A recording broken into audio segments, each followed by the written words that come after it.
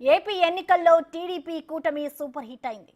TDP, Janasena, BJP అభ్యర్థులు దుమ్మురేపి వైసీపీని ఊచకోత కోశారు. గెలిచిన అభ్యర్థుల్లో కొందరు ప్రత్యర్థులను చిత్తు చేసి భారీ మెజారిటీ సొంతం చేసుకోక మరికొందరు అభ్యర్థులకు అత్యల్ప మెజారిటీతో కష్టం మీద విజయాన్ని చేజెక్కించుకున్నారు. టీడీపీ ప్రధాన కార్యదర్శి నారా లోకేష్, జనసేన అధినేత పవన్ కళ్యాణ్ వంటి వారు భారీ మెజారిటీతో గెలిచిన వారిలో ఉండగా పలువురు నేతలు స్వల్ప తేడాతో గట్టెక్కారు.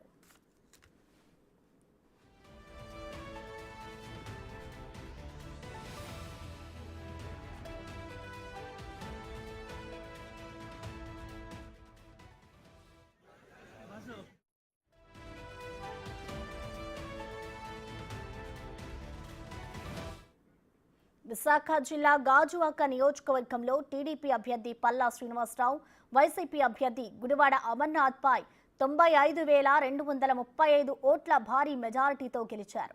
శ్రీనివాసరావుకు 1,57,703 ఓట్లు రాగా అమర్నాథ్కు 62,466 ఓట్లు మాత్రమే వచ్చాయి.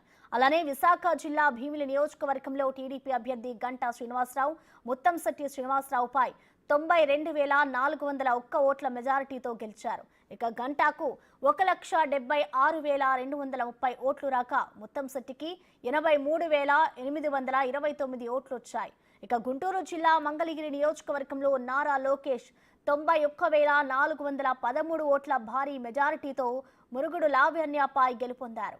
లోకేష్ కు 1,67,710 ఓట్లు రాగా లావణ్యకు 76,297 ఓట్లు వచ్చాయి.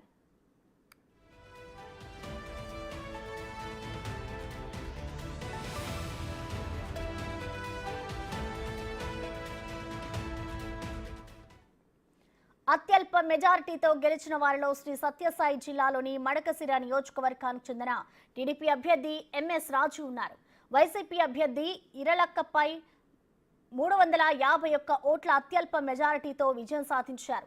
రాజుకు 79,983 ఓట్లు రాక ఇరాలక్కప్పకు 79,632 ఓట్లు లభించాయి. అదేవిధంగా ప్రకాశం జిల్లా గిద్దలూరు నియోజకవర్గంలో టీడీపీ అభ్యర్థి ముత్తముల అశోక్ రెడ్డి తన సమీప అభ్యర్థి కుండూరు నాగార్జున రెడ్డిపై 973 ఓట్ల మెజారిటీతో గెలిచారు. అశోక్ రెడ్డికి 98,463 ఓట్లు రాక నాగార్జున రెడ్డికి 97,490 ఓట్లు వచ్చాయి. అన్నమయ్య జిల్లాకు చెందిన రాయచోటి నియోజకవర్గంలో టీడీపీ అభ్యర్థి మందిపల్లి రామ్ ప్రసాద్ రెడ్డి సమీప వైసీపీ అభ్యర్థి గడికోట శ్రీకాంత్ రెడ్డిపై 2,495 ఓట్ల మెజారిటీతో గెలిచారు. ఇక రామ్ ప్రసాద్ రెడ్డికి 95,925 ఓట్లు రాగా శ్రీకాంత్ రెడ్డికి 93,430 వచ్చాయి.